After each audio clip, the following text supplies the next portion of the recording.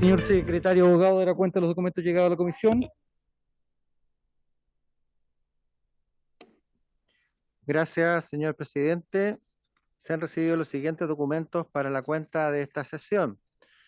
En primer término, tenemos oficio del Senado por el cual recibimos proyecto aprobado en primer trámite constitucional, iniciado en moción, que modifica la disposición 32ª transitoria de la Constitución Política para extender el funcionamiento telemático del Congreso Nacional según el proyecto indica.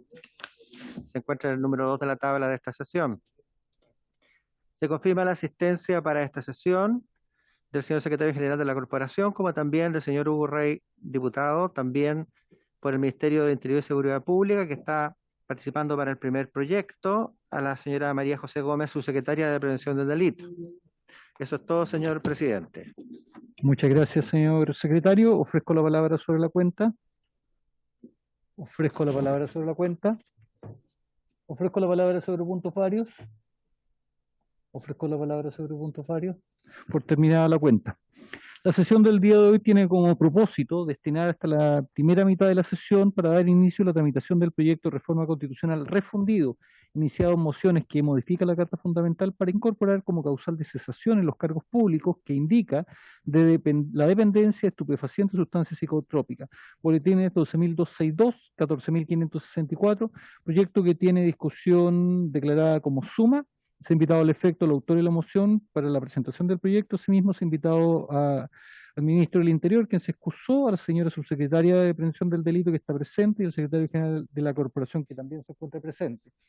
Le vamos a entregar entonces primero la palabra a los autores de estos proyectos. Son dos proyectos refundidos, uno de autoría de la diputada Pamela Giles y del diputado Félix González, que fue ingresada el 1 de septiembre del año 2021, y la segunda, el boletín 12.262, de los señores Sofía Sida, Adrián Lonton, Karin Luc, Eric Olivera, Hugo Rey y el exdiputado Mario Desbordes, ingresada el 22 de noviembre del año 2018. Vamos a entregarle la palabra primero por orden de presentación al diputado Hugo Rey, que está conectado de manera telemática. Diputado Hugo Rey, tiene usted la palabra.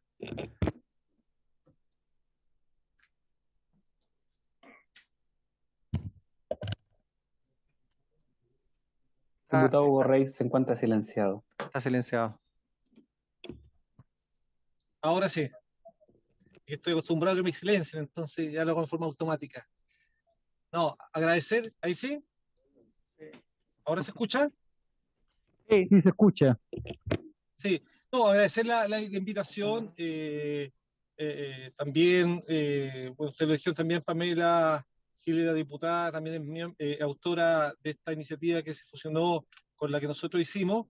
Y para mí era muy importante haber estado presente, pero lamentablemente, como estoy en cuarentena a partir del día de hoy, no me pude hacer presente en la Cámara, y como me pidieron dejar el Congreso, bueno, justamente aprovechando el camino, me estacioné y ahora quiero sucintamente recalcar la importancia de esta iniciativa, de este proyecto. Primero, este proyecto modifica el artículo 60 de la Constitución Política, y en donde se señala que serán sometidos a estos controles ministros, diputados, senadores, intendentes, delegados presidenciales, gobernadores, autoridades de los órganos y servicios públicos, del Banco Central, Contraloría General de la República, las Fuerzas Armadas, las Fuerzas de Orden y Seguridad Pública, las autoridades municipales y las empresas públicas creadas por ley.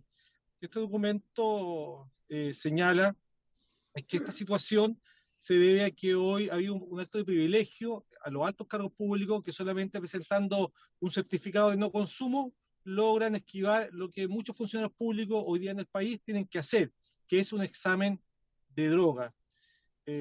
Y por eso el someterse a este control de consumo de sustancias estupefacientes o drogas es tremendamente importante, sobre todo para las altas jefaturas, para los altos cargos públicos, porque hoy día, y esta es la segunda parte, la droga está llegando a todos lados. La narcopolítica, como se señala, es una palabra, es un concepto que antes no se tenía en Chile, pero que hoy día cada día cobra más fuerza, y por eso es tan importante separar el narcotráfico de la política chilena. Y por lo mismo este proyecto de ley que declara que efectivamente quienes ocupan los altos cargos públicos no son dependientes de drogas y por lo tanto no están relacionados con la ilegalidad, con el narcotráfico.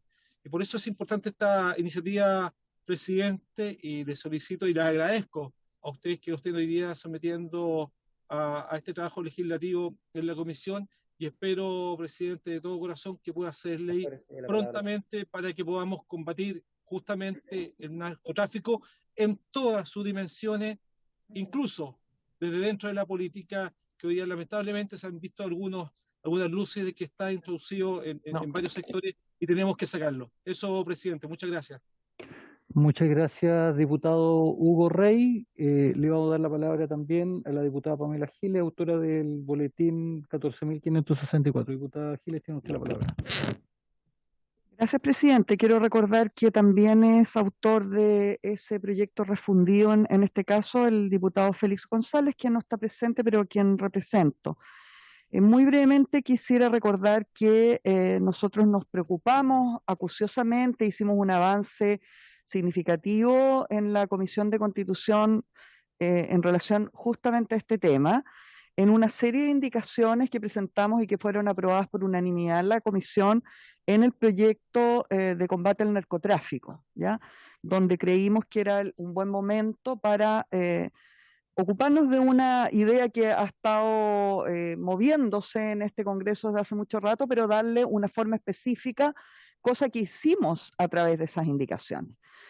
Sin embargo, hay algunos elementos que están presentes en esta legislación específica, y yo le agradezco al diputado Rey y al Ministerio del Interior, quizás debería decirlo en el orden inverso, al Ministerio del Interior y al diputado Rey, porque tuvieron la consideración al darle a este proyecto discusión inmediata de considerar adjuntar el que presentamos con Félix González, en reconocimiento, supongo, a la preocupación que hemos manifestado durante esta legislatura, durante 4 años, respecto de este asunto, que, como otras veces lo he dicho aquí, ha estado bastante ajeno a las preocupaciones de la izquierda, o hay una confusión ideológica en términos de cuál sería la tolerancia a el narcotráfico, las drogas y la personería de autoridades públicas que tengan problemas de drogadicción y vínculos con el narcotráfico. Esta legislación que se propone hoy, señor presidente, tiene el mérito respecto de lo que ya nosotros hemos legislado aquí en varias indicaciones, porque tuvimos en esa oportunidad, ¿cierto?, que hacer referencia a distintas leyes, y lo hicimos, yo creo, a cabalidad. Sin embargo, este nuevo proyecto tiene de interesante que genera no solamente la necesidad de que las autoridades, para poder presentarse a cargos de elección popular o para poder asumir un cargo ministerial u otros de designación presidencial o de confianza, tengan que presentar previamente una acreditación de que no consumen drogas, sino que agrega el elemento de que deberán, durante una vez al año por lo menos, todas estas autoridades hacerse un examen y acreditar que no son drogadictos. Yo creo, y aprovecho de decirlo en esta introducción, que ese es el gran aporte sustancial que hace el proyecto que hoy día se presenta. Sin embargo, me parece que habría que afinar al menos el aspecto de qué examen específico se requiere, ¿ya? Me parece a mí que es completamente necesario señalar que solo un examen de pelo puede indicar lo que se pide indicar, ¿ya? Dada la discusión pública que ha habido respecto del tema de autoridades públicas y sus exámenes de drogadicción, a mí me parece que nosotros deberíamos avanzar en el tratamiento y en la discusión de este proyecto a poder especificar que se trata de exámenes de pelo, y es algo que aprovecho de decir en esta introducción, señor presidente. Muchas gracias, diputada Pamela Giles. Como este es un proyecto que tiene además urgencia declarada por el Ejecutivo, y encontrándose presente la subsecretaria de Prevención del Delito, le voy a entregar la palabra a la subsecretaria de Prevención del Delito, posteriormente al secretario general, y de ahí vamos a abrir la ronda de intervenciones de los señores y señoras diputadas. Subsecretaria, tiene usted la palabra. Buenas tardes, señor presidente. Saludar por su intermedio a todos los diputados y a las diputadas presentes.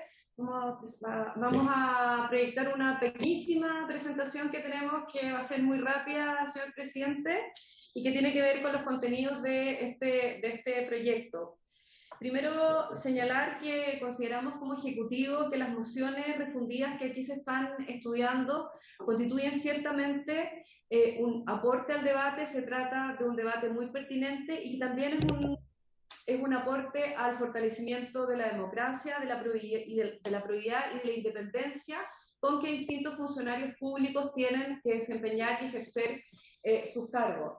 Estas son consideraciones generales antes de entrar a las dos mociones que están aquí en debate.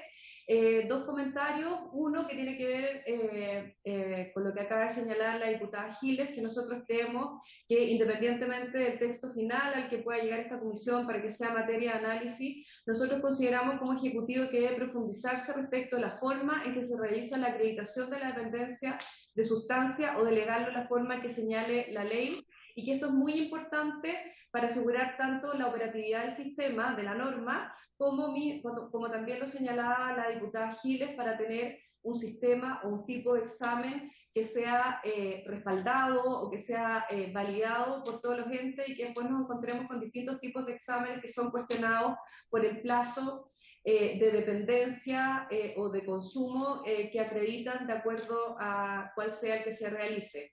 Con todo, y también queremos hacer presente acá, y me permito hacer también una sugerencia, señor presidente, nosotros como gobierno queremos señalar que no debe olvidarse que la dependencia de sustancias corresponde a un problema de salud, y dependiendo del caso también no debe descartarse la suspensión del cargo mientras no se someta a un tratamiento de rehabilitación y recuperación como plazo previo a la cesación. Y aquí es lo que apuntamos nosotros, que por ejemplo es muy distinto cuando estamos hablando de un ministro de Estado, un diputado, un senador que tienen periodos acotados, a de un funcionario de carrera. Por ejemplo, podría ser un juez de la República cuya carrera es hasta los 75 años. Por lo tanto, en esos casos, cuando se trata de carreras funcionarias, nosotros, entendiendo que esto se trata de un problema de salud, creemos que el tratamiento para rehabilitación y recuperación debería ser un paso previo a pensar en la cesación, y creemos que ahí podría ser muy importante el aporte para el análisis que pueda realizar el director del SENDA, que es quien ve esta temática y que tiene además información muy relevante que señalar respecto a lo que puede significar un tratamiento de rehabilitación y recuperación como paso previo a la cesación, porque efectivamente son problemas de salud que pueden tratarse y que pueden superarse, y eso creemos que tiene que ser puesto en consideración. Ahora, respecto de las mociones, primero me voy a referir a aquella que fue presentada por el diputado Hugo Rey, a quien agradecemos la intervención que realizó.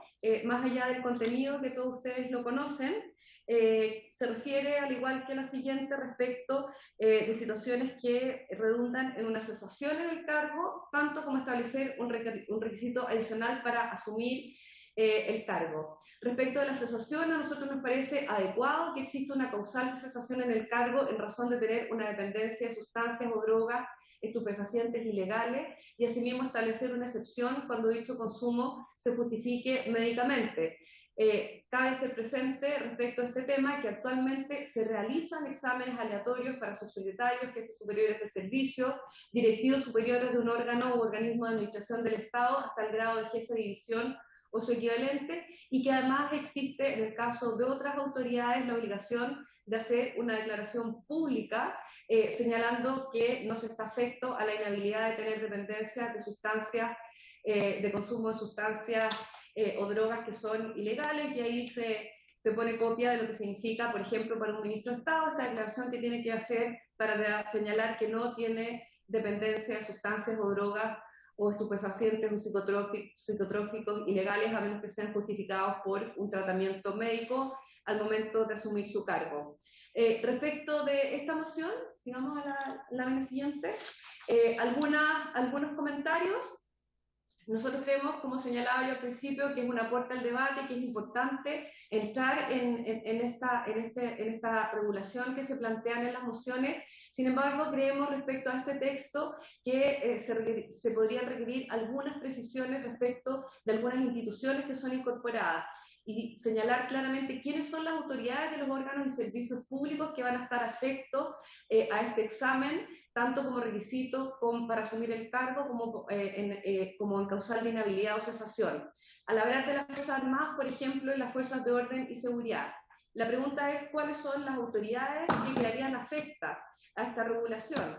El alto mando, solo los comandantes en jefe, el director general y el general director, ciertos y determinados grados de cada uno de los escalafones. Creemos que es importante precisamente para lo que yo señalaba en un principio, para la operatividad de la norma y también para que cada institución tenga la certeza jurídica de quiénes van a ser sus funcionarios o miembros de la institución que van a estar afectos.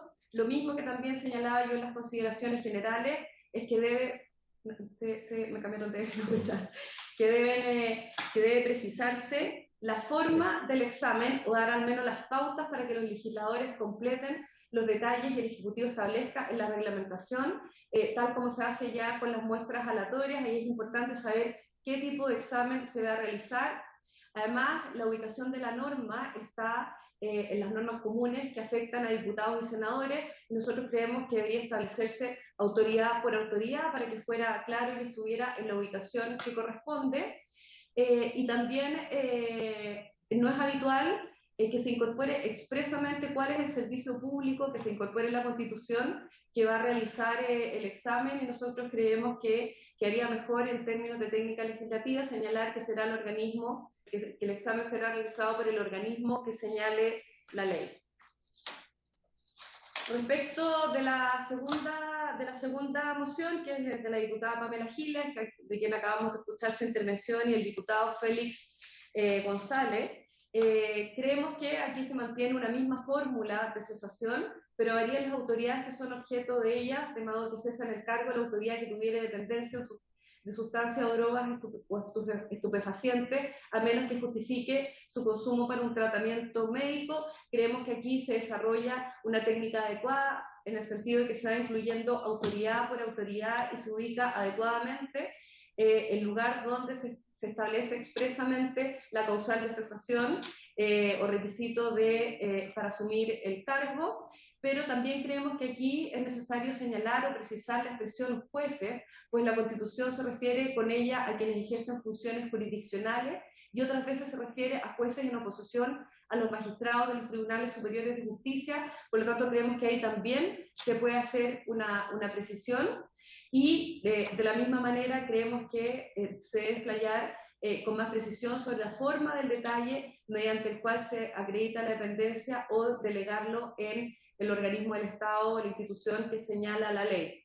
Pero tal como yo señalaba, y ya para ir terminando, creemos que este es un debate muy pertinente, dado que el tema del narcotráfico es un problema que hoy día es un problema que está creciente. Hoy día en el país, como hemos visto en la actuación y en las cifras y en los informes que damos en conjunto con las policías, las bandas criminales asociadas, por supuesto, al narcotráfico, hoy día están actuando con mucha violencia, y creemos que respecto de la libertad, la probidad con que los funcionarios públicos deben desempeñar el cargo, esto es un aporte a que ello se realice de esta manera, y por lo tanto consideramos adecuado que se legisle en esta materia, y creemos que la forma, más allá de las precisiones que se puedan hacer a las mociones en el texto final que analiza esta comisión, son un aporte al debate, y creemos que van a asegurar de mejor manera que tengamos funcionarios públicos independientes, algo que es muy importante, y también a la probidad con que se ejercen los cargos en nuestra democracia. Así que esa es nuestra opinión como Ejecutivo, y vuelvo a reiterarle, señor presidente, que creemos que en materia del enfoque respecto de este problema de salud que sufren algunas personas, es importante la opinión del SENDA, sobre todo para lo que yo planteaba al principio, que en el caso de las personas que tengan carreras funcionarias que son largas, habría que pensar en una suspensión. Nosotros creemos en la rehabilitación y la recuperación de las personas, en darles una oportunidad de tener este tratamiento y que tenga resultados positivos, y creo que ahí la experiencia y la opinión del SENDA, si pudiera ser escuchada por esta comisión, sería de mucha relevancia. Muchas gracias, señor presidente. Muchas gracias, subsecretaria, por la exposición y el detalle y los aportes que acaba de entregar. Le entregaremos la palabra también al secretario general de la Corporación, don Miguel Landeros. Señor presidente, señoras diputadas, señores diputados. Bueno, la subsecretaria me ahorra muchas explicaciones, pero voy a tratar de hacer un resumen de las dos mociones.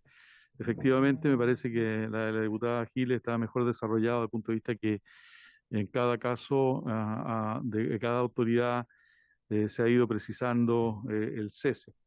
Y efectivamente, al colocar en el artículo 60 bis dentro del párrafo de las causales de inhabilidad e incompatibilidad de los parlamentarios a otras autoridades, eso genera un problema, ¿no es cierto?, no solo de técnica legislativa, sino que de interpretación futura de los alcances de la norma. Ya eso se ha hecho en la Constitución muchas veces, de meter en un mismo saco todo y al final termina siendo un enredo.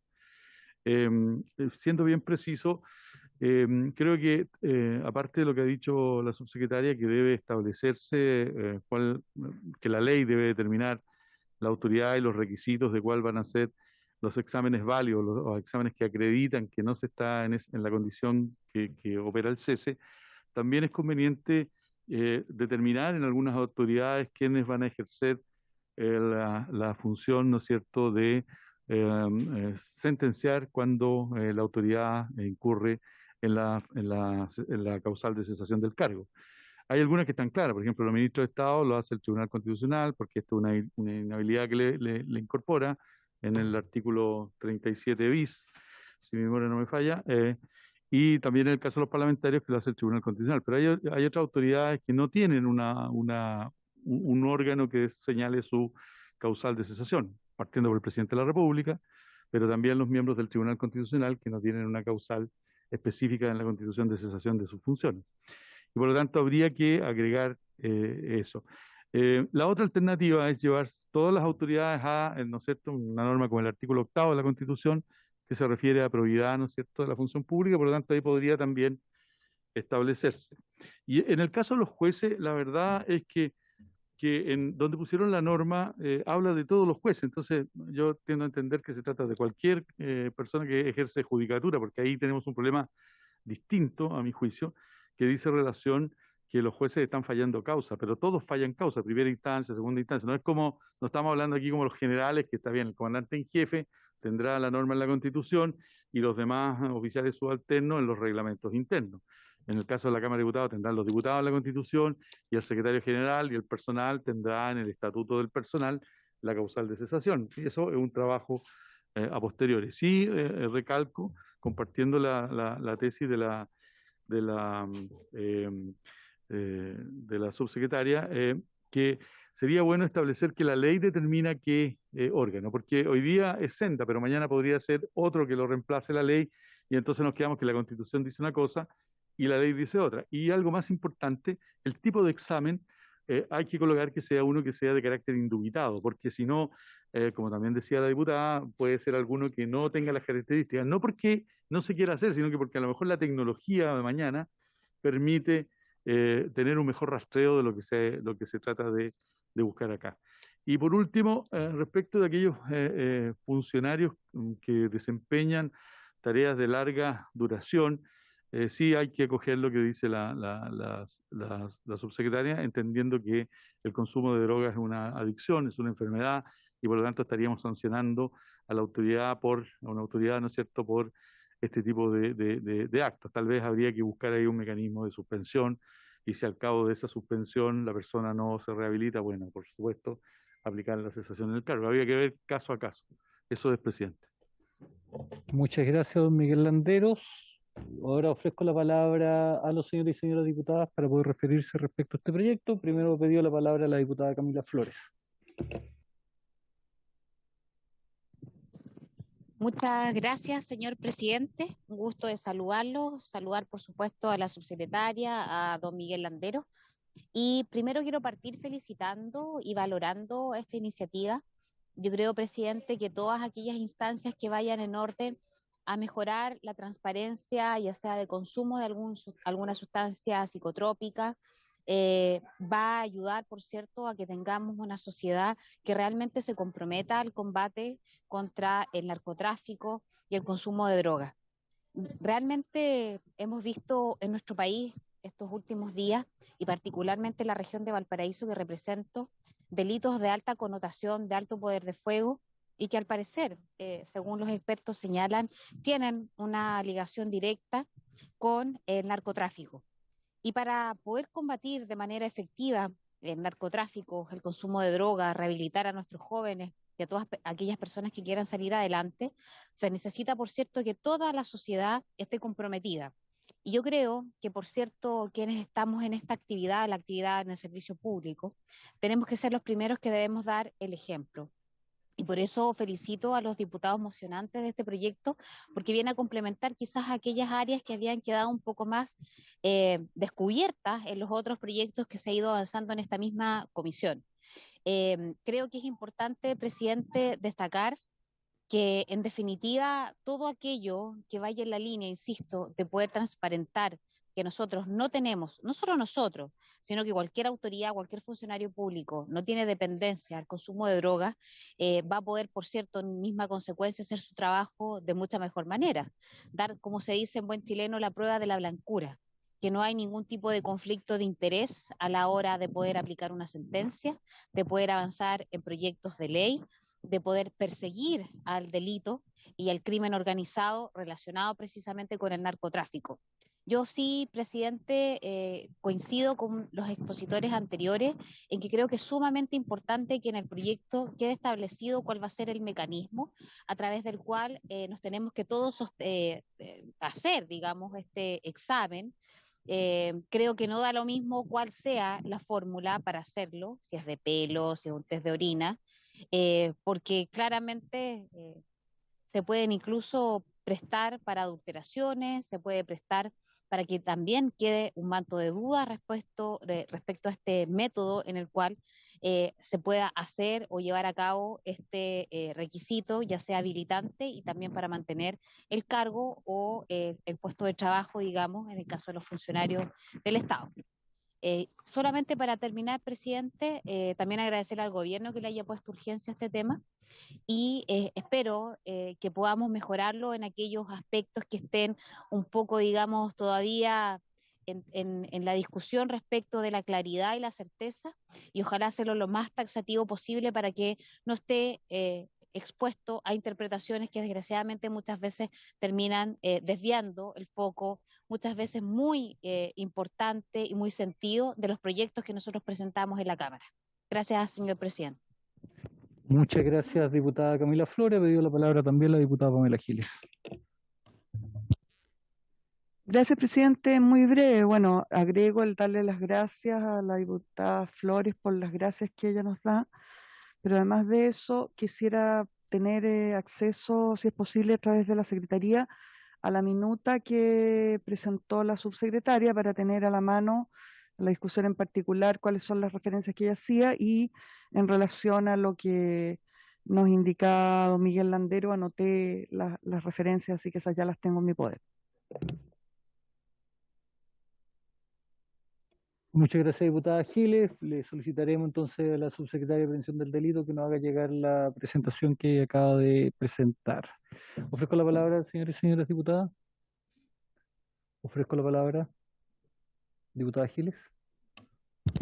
En el mismo sentido, me gustaría saber cómo vamos a operar, señor presidente, porque evidentemente lo que tendremos que hacer es transformar estas sugerencias que se han hecho de parte de don Miguel Landero y de la subsecretaria en indicaciones, ¿cierto? Y me gustaría saber cuándo, cómo vamos a seguir en esta tramitación, dada la limitación de tiempo que tenemos, para saber cuándo sería necesario presentar esas indicaciones. Sí, diputada, hoy día estamos abriendo recién la discusión del proyecto. Vamos a abrir un periodo para poder escuchar audiencias. Ya la subsecretaria hizo presente que sería interesante poder escuchar al director nacional de Senda, algún académico experto en este tipo de materias que también nos pueda colaborar en el proceso de discusión.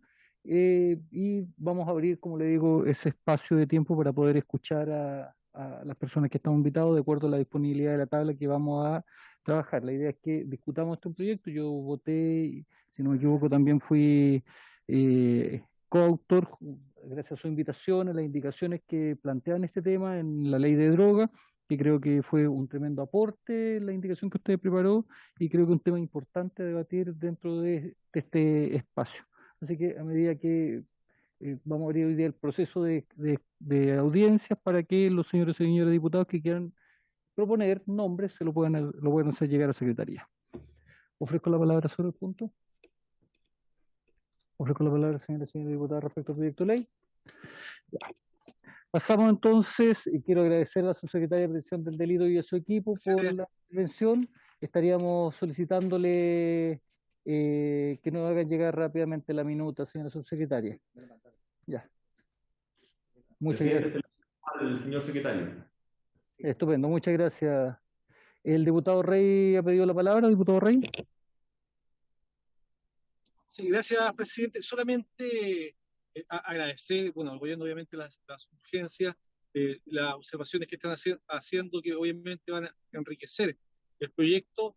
Y, presidente, este proyecto es muy similar al proyecto que se aprobó hace ya un tiempo atrás por parte de la misma comisión, no, si no me equivoco fue seguridad, en todos los proyectos que iban a combatir el narcotráfico.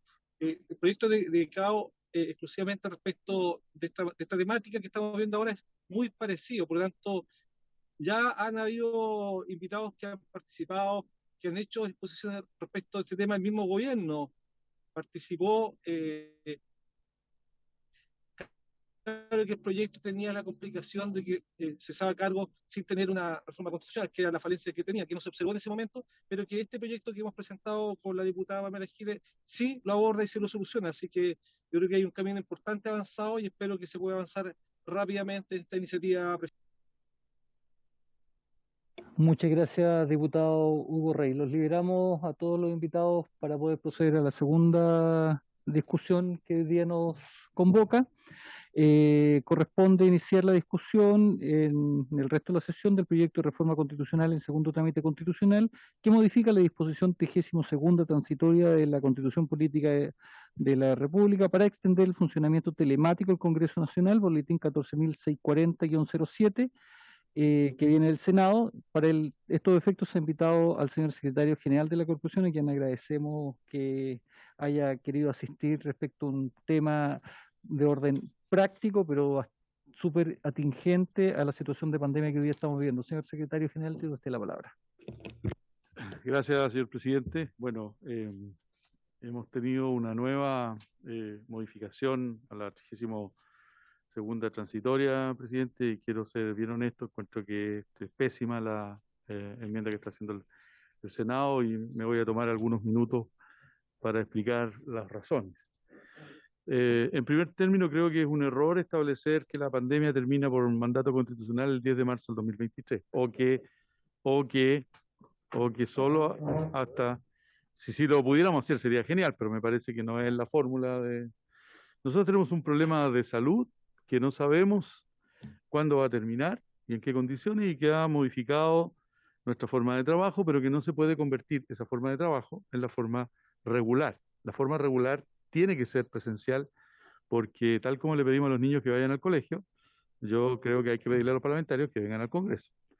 Distinto es si lo hacemos en condiciones de más seguridad o de menos seguridad, por eso ya es un problema nuestro, de tener buenos controles, pero lo más importante es respetar las normas que nosotros mismos nos damos, y que creo que en esta Cámara siempre hay, ¿no es cierto?, algunos errores que cometemos todos, pero se han respetado de manera bastante estricta.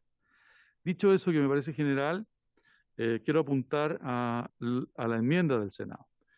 La primera enmienda creo que es un error porque está suprimiendo la circunstancia de que el Congreso Pleno nos podamos juntar para los efectos de los artículos 24 y 56 bis. Esos artículos se refieren a las cuentas públicas del presidente de la República y de los presidentes de ambas cámaras respectivamente. Y creo que justamente esas son las que deberíamos restringir, y no otros congresos plenos. ¿Cuántos congresos plenos tenemos? No tenemos muchos. Tenemos cuando asume el presidente electo en la última elección presidencial, que es un acto republicano que, bueno, podemos tener condiciones de aforo para ir, pero no necesariamente tenemos que declararlo telemático. Podremos ir menos, podrán haber algunos en la tribuna y otros en la platea. La capacidad de aforo en este minuto del Congreso Pleno lo está fijando el Ministerio de Salud y vamos, creo que alrededor de 400 personas. Quiero recordarle que entre diputados, senadores, autoridades entrantes, autoridades salientes y etcétera, etcétera, no vamos a sobrepasar las 400 personas, porque además hay delegaciones extranjeras y tendremos que restringirnos a ese número. Me parece que un acto republicano donde solo van a haber 4 personas sentadas, como lo hacemos en las cuentas públicas, no le da el realce que debe tener este tipo de ceremonia, sin perjuicio que yo entiendo que si estamos en unas condiciones de pandemia, podemos restringir el acceso. ¿Y saben por qué? Porque el Congreso Pleno no tiene norma específica de asistencia. No hay una norma, porque ustedes comprenderán que si hay una mayoría parlamentaria y no quiere que asuma el presidente electo, no le daría el quórum, entonces por eso no tiene, ¿ya? Y por lo tanto va a depender de los acuerdos internos entre ambas cámaras y ambos presidentes, el entrante y el saliente, cuánta es la gente que va a estar ese día en el Salón de Honor del Congreso Nacional. Así que me parece que quitarle la restricción es al revés. Tal vez la lógica sería de que, mire, todos los congresos plenos los podemos hacer telemáticos porque no tiene sentido, porque es un acuerdo que tenemos nosotros y es la segunda mirada del mismo problema. Dicho eso, quiero hacer una segunda aclaración. Se refiere a el Congreso Pleno, la diferencia, pero la diputada Giles me hacía una pregunta antes del inicio de la sesión que me parece relevante solucionar, porque dice que en la Cámara de Diputados y el Senado podrán funcionar por medios telemáticos una vez declarada la cuarentena sanitaria en un estado de excepción constitucional. Aquí no está resolviendo el problema específico que tenemos, porque hoy día no tenemos ninguna de las dos circunstancias, ni cuarentena, ni tenemos calamidad pública. Y lo que hace la norma es que dice, mire, pero además hay una tercera condición. Si se declara una alerta sanitaria, que es el caso, entonces se podrá participar y votar en forma telemática el parlamentario que se encuentre en alguna de las siguientes circunstancias. Y yo me pregunto, ¿quiere decir que con la alerta sanitaria, cuando tenemos el mismo virus, tenemos una regla, pero resulta que cuando tenemos estado de excepción tenemos otra? Entonces la pregunta es, ¿por qué, si en el estado de excepción constitucional, si hay alguien que no tiene restricciones para venir al Congreso, son los parlamentarios, porque lo dice la propia Constitución? Entonces hay como una suerte de contradicción en esta cuestión. Yo creo que está mal hecho, porque la regla debería ser que en cualquiera de esas circunstancias, quienes no podrían venir son aquellos que, ¿no es cierto?, están en esa condición o derechamente aquellos que los protocolos internos sanitarios de cada Cámara determinen que no tienen que venir. Y eso lo acordaremos por los 2/3 de los comités, como dice la norma. Creo que deberíamos rehacer la norma completa y hacerla bien, con una buena redacción que abarque la situación verdadera, porque además tengo dudas que exista cuarentena sanitaria. La verdad que la cuarentena sanitaria, yo no me acuerdo en este momento del Código Sanitario, pero me da la sensación que no existe como concepto legal. Es un concepto más bien médico, me parece. Yo mentiría si dijera. Lo que existe es estado de excepción constitucional, ¿no es cierto?, en este caso por calamidad pública, y el estado de alerta sanitaria por el caso de pandemia, y eso sí está regulado en el Código Sanitario. Eso por una parte. Segundo, ¿aplica o no aplica para la sesión de instalación? Yo creo que no. No, la instalación de las cámaras. Les recuerdo que conforme a la norma constitucional, el día 11 de marzo nosotros tenemos que instalar la cámara. Claro, y la cámara se entiende instalada, ¿no es cierto?, desde el minuto en que un determinado quórum de parlamentarios prometen o juran servir el cargo. Y hecho eso, la cámara está instalada. Entonces, me hago la pregunta, que también me lo hacía la diputada Giles antes de iniciar la sesión. Bueno, eso significa que yo prometo o juro el cargo y después me voy y voto desde mi oficina. Es una lógica, tiene razón la diputada al hacerse la consulta. Entonces lo lógico sería que no aplicara para la instalación, porque el acto de la instalación, aparte de ir, ¿no es cierto?, y de prometer o jurar el cargo, implica también la elección de la mesa. Y sería muy complicado hacer una votación electrónica secreta para los que no están en el Congreso y otra votación pública para lo que sí está en el Congreso. No, nada en la vida es imposible. Lo que pasa es que siempre, me acuerdo que el diputado Jackson reclamaba, y con justa razón, de que hoy día en el régimen electrónico, digamos, no en el régimen, sino que en los sistemas electrónicos es muy difícil tener el secreto completo, porque siempre es posible de que alguien pudiera hackear. Y yo siempre le contestaba con la misma regla. Lo mismo vale para las cédulas, porque alguien podría hacer un peritaje caligráfico de quién votó. O sea, es más difícil, pero es posible. Entonces el secreto es casi imposible en los medios, pero sería complejo. De hecho, los comités parlamentarios sí aprobaron para las elecciones de las comisiones un régimen de votación secreta a través de un sistema con la aplicación que se puede hacer y que lo han hecho algunas comisiones, pero no todas. Pero es distinto elegir la mesa directiva que una comisión, porque el ambiente es más controlable entre 155 y, ¿no es cierto?, los 13 diputados de una comisión. Eso, presidente, en mis primeras apreciaciones sobre lo que he podido leer de este proyecto que hemos dado cuenta el día de hoy en el Pleno y que ha venido a la Comisión de Constitución. Muchas gracias, señor secretario general. Ofrezco la palabra sobre el punto. Diputado Leonardo Soto. Presidente, bueno, yo siempre he sido partidario de mantener en la mayor medida posible que el funcionamiento del Congreso sea presencial para los parlamentarios, porque la presencia en sala, en comisiones, yo creo que es insustituible y no comparable con la presencia telemática. Permite interactuar, permite hacer indicaciones en conjunto, permite el diálogo político y democrático que es fundamental para poder ir resolviendo los problemas. Lo telemático es algo bastante más distante y frío y tiene sus complicaciones. Pero bueno, estamos en circunstancias excepcionales, hay una pandemia desatada que tiene la capacidad de mutar los virus y parece que se dice que va a estar mucho tiempo planteando toda clase de variantes del virus que van a producir pic de contagio y creo yo que nosotros tenemos que adaptar nuestra legislación, nuestro funcionamiento a esta realidad que cada vez parece ser más permanente. Lo que hicimos el año 2020 ya expira en un mes más, entiendo, expira en un mes más, funcionó medianamente mientras estuvo en estado de excepción, pero hoy día no tiene ninguna aplicación, porque los supuestos para el funcionamiento telemático eran dos, que lo ha dicho el secretario general. Estar en una cuarentena, que es un concepto médico, que es curioso porque no siempre las regiones estaban, a lo largo de Chile estaban todas al mismo tiempo en cuarentena, habían algunas que sí, otras que no, y también en estado de excepción por calamidad pública, que se levantó en el mes de septiembre, entiendo.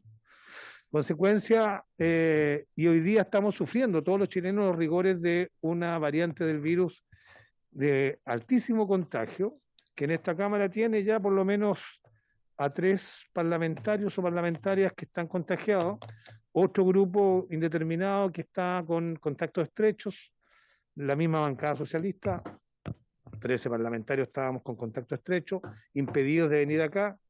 En consecuencia, hay que tomar medidas urgentes y hay que tomarlas ahora para que las podamos resolver, ojalá la próxima sesión, y pueda ser aprobado la última semana de enero por el Senado. Si no lo hacemos, vamos a estar sin duda contribuyendo a un funcionamiento anormal, distorsionado, que va a afectar incluso las votaciones. Por eso yo creo que hay que tomar carta en el asunto. Respecto a lo que señala el señor secretario, yo comparto su visión. La norma que hay y que viene del Senado es muy desordenada, muy anárquica, cuesta entenderla en su sistematicidad. Y no queda claro qué pasa con la sesión de, como le ponen, de Congreso Pleno, que tiene que ver con la instalación del gobierno. Yo no sé si está incluida o no está incluida. Solamente están las cuentas públicas del presidente y las de ambos presidentes de las corporaciones, pero no hay claridad si se refiere o no al juramento del presidente de la República, cosa que es muy extraño. Eso hay que resolverlo y debería incluirse. Y hay una norma que permite que los parlamentarios individualmente puedan ser excluidos de la asistencia presencial y se les permita participar y votar en forma telemática. Dice la norma que viene del Senado en la segunda de las siguientes circunstancias: A, haber arrojado positivo de COVID-19 en un test de PCR. Es una circunstancia objetiva que uno dice, bueno, es fácil de acreditar, tiene el respaldo de la ciencia médica y uno debiera entender que ahí hay un grave riesgo de salud para la persona y para otros. Y B, dice haber sido declarado como contacto estrecho de un contagiado por COVID-19. Sin duda, alguien que está con contacto estrecho también amenaza su salud y la de otros. Por lo menos hay una indefinición ahí. Pero la norma no es muy buena. Lo veíamos con el presidente de la comisión. Dice haber sido declarado como contacto estrecho. No dice quién lo declara. ¿Y en base a qué? No sé, no dice qué protocolo se aplica. En consecuencia, también hay una indefinición que hay que corregir. Yo me gustaría saber si el secretario general tiene una propuesta que nos permita reparar y mejorar estas normas. Tengo una propuesta para arreglar la última parte de lo que acabo de leer, porque yo creo que cuando la Constitución se inmiscuye en temas que son de salud, nunca anda bien. Uno debería poner una condición general, un caso de impedimento o fuerza mayor, y encargarle a una autoridad política con certificados médicos que declare si corresponde o no a la situación. Y por eso yo tengo una propuesta, que la voy a sugerir en su momento, que en los casos excepcionales de fuerza mayor, que impliquen grave riesgo de su salud, se refiere al parlamentario, o de los demás asistentes, porque también se pone en riesgo la salud de otros colegas y también funcionarios cuando uno asiste con algún riesgo de contagio, podrá ser autorizado por la mesa de la corporación respectiva, son las dos corporaciones, conforme lo dispongan los protocolos sanitarios vigentes. Ahí traslada la decisión a la mesa de la corporación, que es una entidad política que depende de todos nosotros, obliga a tener protocolos sanitarios y autorizarlo cuando los protocolos sanitarios lo dispongan. Yo sé que es vulnerable la norma, pero es la mesa, es la que nos dirige y podría certificar de mejor manera que, como dice acá, como viene el Senado, haber sido declarado como contacto estrecho de un contagiado por COVID-19, sin decir que nadie que lo declare. Ahí hay una propuesta, presidente, para poder resolver estos temas, pero me gustaría saber si el secretario general tiene otras propuestas. Gracias. Muchas gracias, diputado Leonardo Soto. Ofrezco la palabra a la diputada Pamela Giles. Yo quisiera también expresar que tengo una muy mala impresión de la legislación que se nos propone, la norma que se nos propone.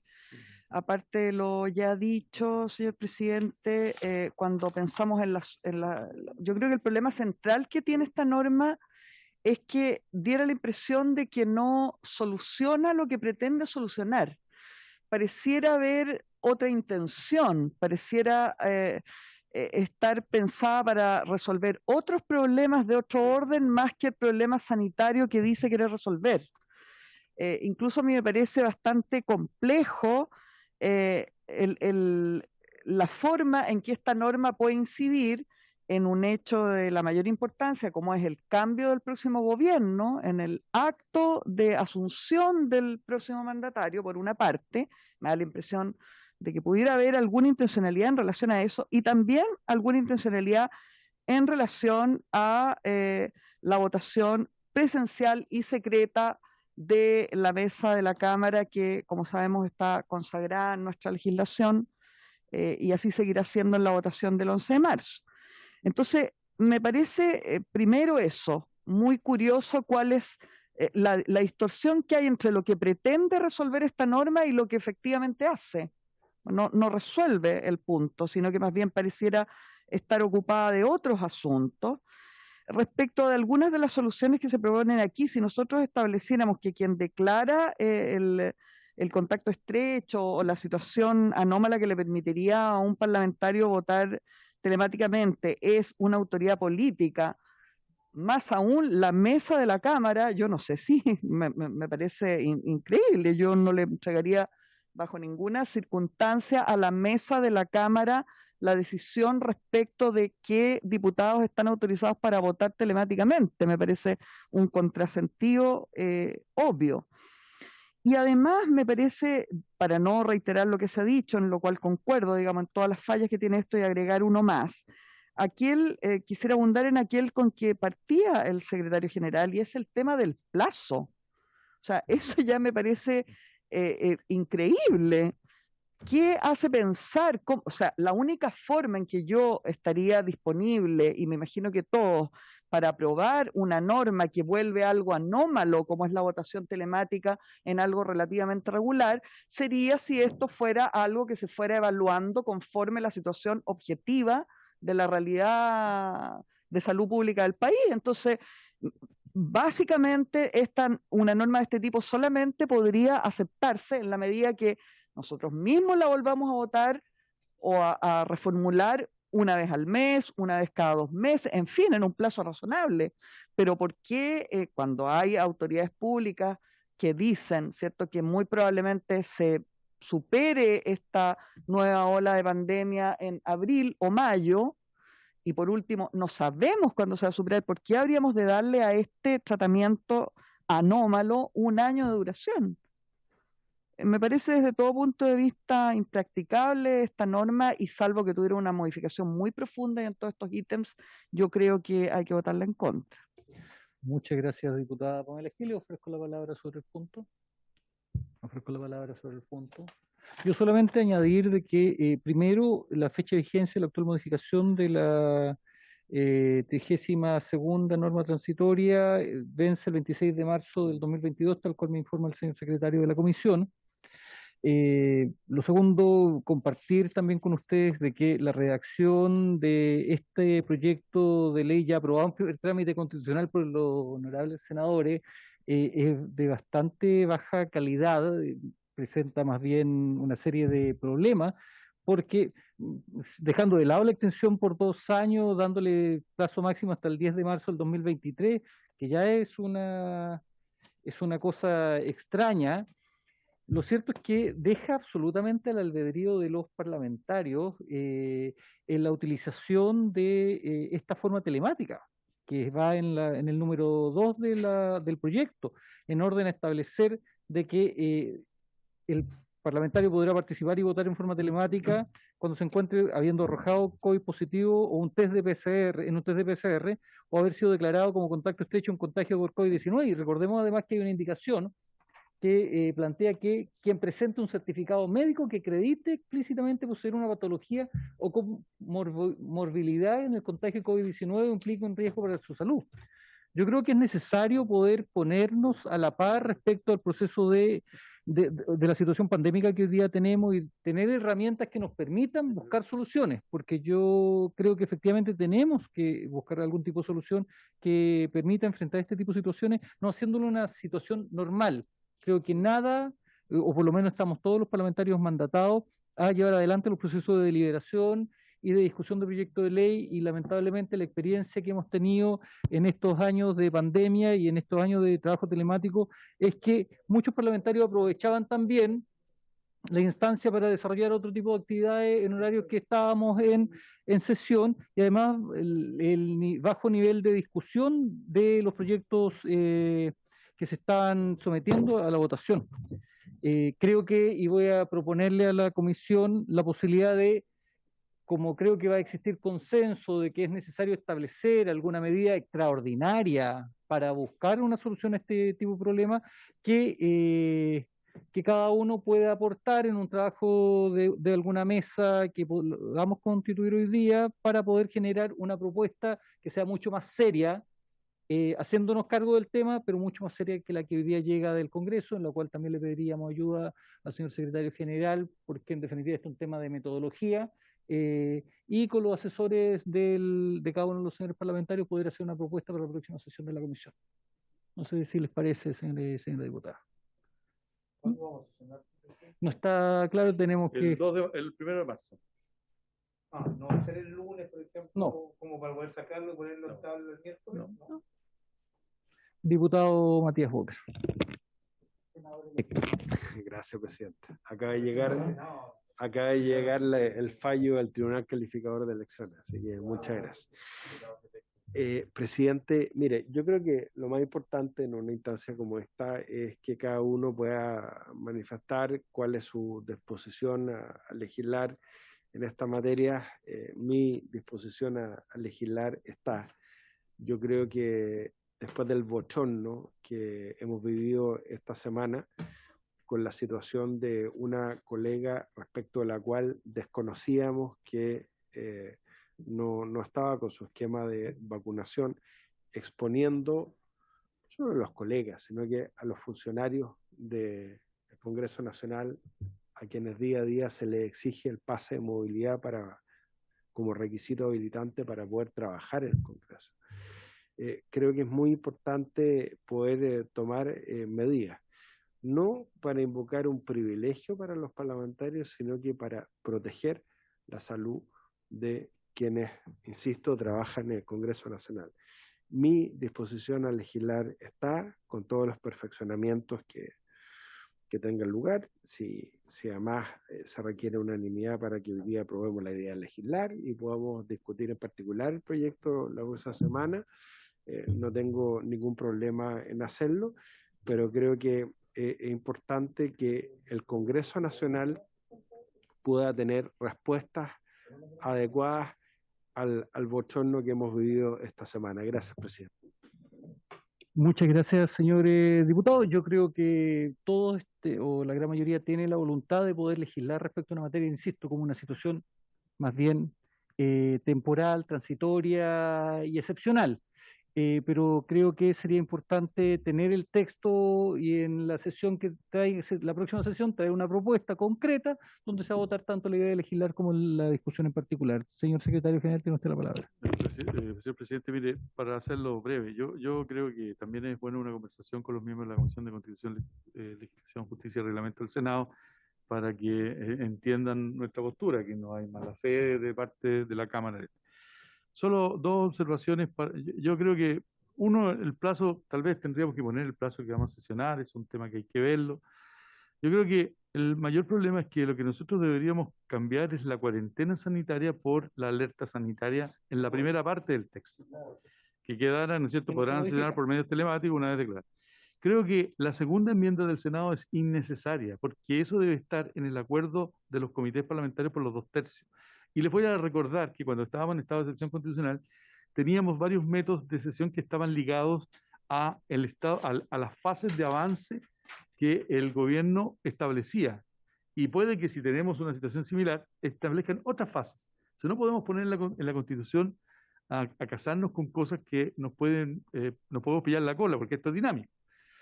Si nosotros hubiéramos tenido alerta sanitaria en la primera parte del artículo 32, ¿no? La disposición de 32. El resto era innecesario porque nuestro protocolo establece quiénes vienen y quiénes no vienen. Entonces, y por 2/3, casi la unanimidad de los comités.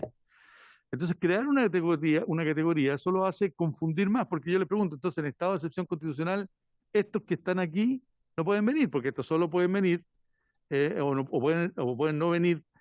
La Constitución solo les permite no venir cuando tienen alerta sanitaria, así en el estado de excepción constitucional sí pueden venir, y empezamos con contradicciones estúpidas. Creo que esto debe ser simple, y la forma simple es, uno, que en vez de, ¿no es cierto?, de la famosa cuarentena sanitaria, colocar alerta sanitaria o la norma que diga el Código Sanitario, y eso la Secretaría lo verá. Y la segunda regla es que, ¿no es cierto?, sacarle el tema de acá, porque con alerta sanitaria, el protocolo interno nos habría permitido, por ejemplo, en la sesión de ayer, que los parlamentarios que teníamos por cuarentenas preventivas, tenerlos en sus casas. Le agrego algo más. Quiero recordar que los protocolos internos son más estrictos que los protocolos del Ministerio de Salud. Por ejemplo, la trazabilidad nuestra, hoy día ustedes entienden que hay una norma distinta de trazabilidad. Les recuerdo que en el protocolo nuestro había infectado, ¿no es cierto?, contagio estrecho y contacto. Y entonces nosotros no solo cuarentenábamos el contacto estrecho, que era lo que cuarentenaba MinSal, sino que la enfermera y muchos de ustedes de mala gana recibían la llamada de nuestra enfermera, nuestro equipo médico, y le decía, diputado, tiene que quedarse en la casa porque usted es contacto. Pero ¿cómo? Si el MinSal dice contacto estrecho. Y lo mandábamos a la casa en contacto por la gran población que nosotros tenemos acá. Entonces creo que la solución es mucho más fácil. Yo la conversaría con el Senado antes de tomar una decisión y sacar todo eso, ver el tema del plazo, porque la diputada tiene un punto que esta cosa no puede ser ad eternum. Esto es menos de un año, porque efectivamente 26 de marzo del 2020 es un poquito menos de un año. Y yo haría esos dos cambios, presidente, porque lo demás está funcionando. Aquí le meten pelo a la sopa que no ayuda. Ya. Muchas gracias, señor secretario general. Diputado Leonardo Soto. Sí, presidente, preguntarle específicamente al señor secretario general respecto de la modificación de la propuesta que viene del Senado, en la última parte, donde establece prácticamente un derecho individual del parlamentario a funcionar telemáticamente, cuando se dan algunas condiciones, como por ejemplo tener un positivo de COVID-19 en un test PCR, haber sido declarado como contacto estrecho, y una tercera casuística tenía que ver con la morbilidad de base que pueda tener el parlamentario. Son como derechos individuales, no son funcionamiento general de la Cámara como telemático. Es para ese caso particular. Usted para esos casos particulares, sean estos u otros, estaría de acuerdo que sean 2/3 los comités los que califiquen ese caso individual, porque cuando uno lo hace de manera individual, sobre todo en votaciones complicadas, y eso ha pasado acá, hay varios ejemplos, los comités buscan cada uno favorecer su propia votación. Y es bastante complejo entregarlo a un órgano que es muy, muy político. Yo sé que alguien tiene que declararlo. Si le colocamos un Ceremi también es una autoridad política. De hecho, hubo una Ceremi de salud que estuvo afuera a las 12 de la noche de esta corporación tratando de impedir que alguien votara. Por eso lo que estoy diciendo no es algo teórico, es súper práctico. Tiene que ser alguien, porque lo que no puede ocurrir es que aprobemos lo que dice el Senado, que dice que un parlamentario puede funcionar telemáticamente si ha sido declarado como contacto estrecho de un contagiado por COVID. Ha sido declarado, pero no dice por quién. No dice por quién. Entonces, tenemos que resolver eso. Y si vamos a hacer una mesa de trabajo como nos sugiere el presidente, es bueno ir intercambiando opinión sobre esto. A mí me parece que alguien tiene que hacerlo y no habiendo una solución óptima, una autoridad que uno diga, mire, objetivamente aquí esta es la autoridad, no va a haber consenso total. A mí me parece que la mesa de la Cámara podrá ser distinto a los 2/3 de los comités, pero la mesa de la Cámara, si tiene buenos protocolos, aprobados por los 2/3 de los comités, puede hacerlo. Muchas gracias, diputado Soto. Señor secretario general. A ver, es que lo que pasa es que como el estado de excepción se levantó en septiembre, no se acuerdan ustedes, pero la Cámara tiene dos acuerdos. Un acuerdo es el protocolo de funcionamiento telemático general y tiene un segundo acuerdo, también ese es por la unanimidad de los comités, que establece el comité de emergencia. Y el comité de emergencia que sigue funcionando, que lo integra hoy día la enfermera, hay médicos, lo integro yo y otro funcionario, está el prevencionista de riesgo. Nosotros lo que vamos haciendo a sugerencia de la enfermera es que vamos dejando a los parlamentarios que están en condición de contacto estrecho en cuarentenas preventivas o en cuarentenas según lo que sea. Antes los colocábamos en epivigilia, los que eran contacto estrecho, hoy día solo se hace cuando efectivamente están en contacto estrecho con ciertas normas. Antiguamente aplicábamos el protocolo interno, hoy día el de MinSal. Sí, es individual. Entonces, ¿cómo opera esto? Esto opera de la siguiente manera. Es decir, primero porque hoy día es más complicado incluso que en el telemático, porque en el telemático lo que hacíamos era que usted no venía, pero se conectaba y votaba. Hoy día es más complicado, por eso que ayer tuvimos que tener una resolución muy excepcional de los comités de no votar para impedir que hubiera una diferencia en las votaciones.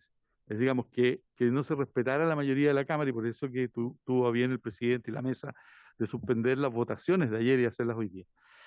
Lo que creo que debe hacerse es que al establecer el protocolo sanitario, que ya está hecho, y las reglas de ese protocolo sanitario, que lo dice personal médico, dice ya, mire, ¿cuál es la regla? Usted estuvo más de 15 minutos con una persona almorzando sin mascarilla, el que está al frente, el que lo están al lado, y eventualmente los del costado, si los hay, quedan automáticamente en cuarentena preventiva. Ese es el protocolo. Cuando yo supero, eso lo declara la enfermera, los médicos. Sí, y cómo se hace la trazabilidad es porque no sé si ustedes se han visto, es que se va, el garzón va colocando quién se sienta al lado de quién, a qué hora entra y a qué hora sale. Y por lo tanto nosotros tenemos la trazabilidad perfecta de cada persona que está. El problema está cuando se superan los aforos permitidos, porque ahí metemos a todos en el saco porque es imposible, porque no sabemos cuántas personas habían, sobre todo si gente que no está, yo no tengo la capacidad, si hay un secretario sentado ahí o en este caso un asesor al lado, él no queda en el registro y por lo tanto genera una dificultad, ¿ya? Pero eso es algo que a lo mejor que podemos solucionar administrativamente, pero está tipificado quién es contacto estrecho para la Cámara hoy día y quién era contacto. No sé, esa figura del contacto hoy día no se mantiene por la condición de pandemia que teníamos. Al establecerse la norma de que se puede hacer esto tanto en alerta sanitaria como estado de excepción constitucional por catástrofe pública, lo único que van a operar son nuestros protocolos que se establecen por 2/3 de los comités, pero eso después no se cambia porque es el comité de emergencia el que declara quién tiene y se hacen 2 llamadas. La primera la hago yo a la enfermera que le doy los datos, mire, esta persona, bla, bla, y la segunda la hace ella que hace 2 cosas, trazabilidad y llamado a los parlamentarios. A cada uno, ustedes recibieron el llamado a la enfermera y es que además les da las instrucciones. Y no solo los llama, sino que los llama, los reta y les da un certificado para que no puedan venir. ¿Sí o no? Sí, y ese certificado me lo manda a mí y yo... Entonces el sistema existe. No es que yo quiera dejar a un diputado porque es del partido X o el cual. El diputado queda porque las cámaras, las condiciones, no tenemos cámaras en los comedores, pero las cámaras, a veces en la sala de sesiones o todo, las condiciones dicen que él cumple con los presupuestos sanitarios para que la persona esté. Por ejemplo, si está con mascarilla y es N95 y está por más de una reunión de más de tantas horas, por eso cortamos las sesiones de las comisiones, porque antiguamente las comisiones sesionaban 3 horas, hoy día están sesionando 1 hora y media, 2 horas más, porque a las 2 horas nosotros tenemos que cortar las sesiones producto de mantener los flujos de aire. Vamos a colocar además una serie de otros elementos en las comisiones para la purificación del aire y para mejorar nuestros estándares. Entonces creo que la solución es mucho más simple, porque lo que hay que hacer, y eso es lo que hay que hablar con los senadores, es 1, establecer por cuánto tiempo lo vamos a hacer esto, 2, decir que solo se agrega ¿no es cierto?, la alerta sanitaria sin esta regulación que no me parece adecuada, y 3, que también es importante, aclarar algunas situaciones. Una última cosa, presidente. El acto de instalación no está de la Cámara, no está en la Constitución, está en la Ley Orgánica del Congreso y en el artículo 5 para que los quieran ver. Y el acto de instalación del presidente de la República está en la Constitución, en el artículo 33, si mi memoria no me falla, no, o por ahí, 27, en el 27. Y ahí es bien específico, porque dice el Congreso Pleno, y dice, con los miembros que asistan, por lo tanto no necesitamos tener todos. Yo les contaba, no hay quórum. Puede ir uno y estamos listos. El que tiene que estar es el presidente o que lo reemplace, el secretario general, obviamente, o que lo reemplace, y por supuesto el presidente electo y el presidente saliente.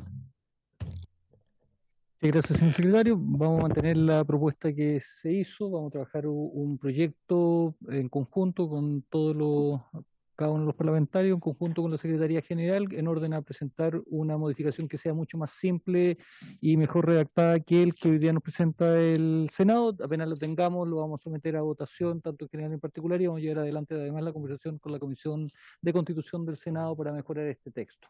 ¿Ya?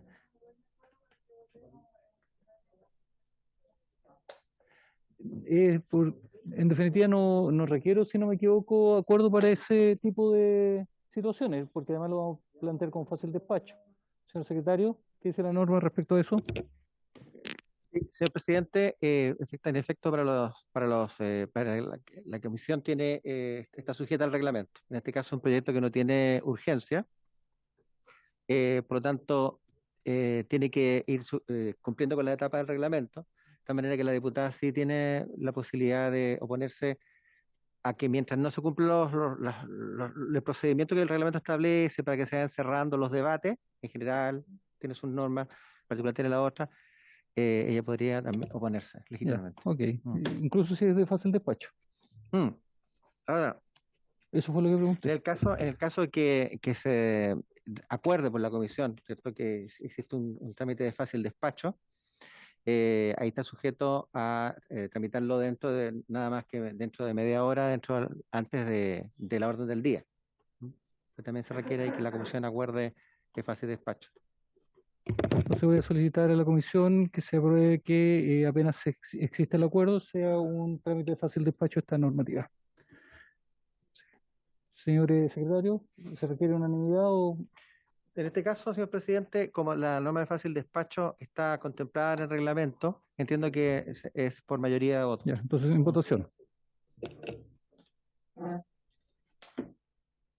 Habría que tomar votación, señor presidente. Sí, déjeme ver. La señora Camila Flores no está. De momento. Don Diego Ibáñez. Afirmativa. Señora Pamela Giles. En contra. Señora Paulina no está. Tú sí. Don René tampoco. Don Leonardo Soto. A favor.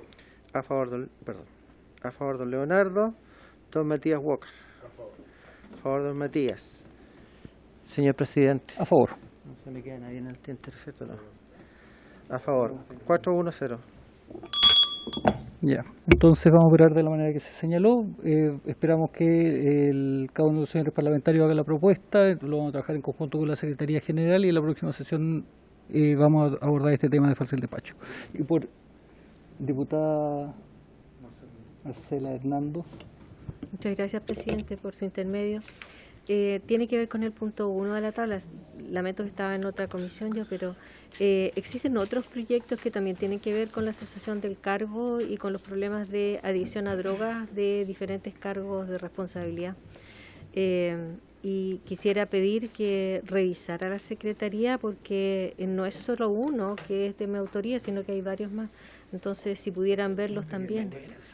Sí, se lo hago llegar. Este viene del Senado, segundo trámite constitucional. Ah, del primero.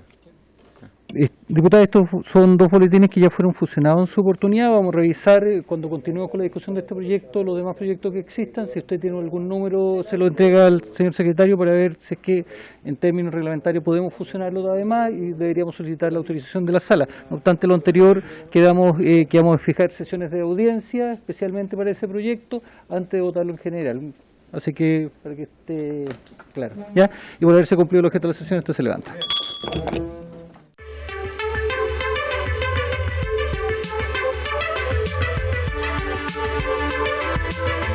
Thank you.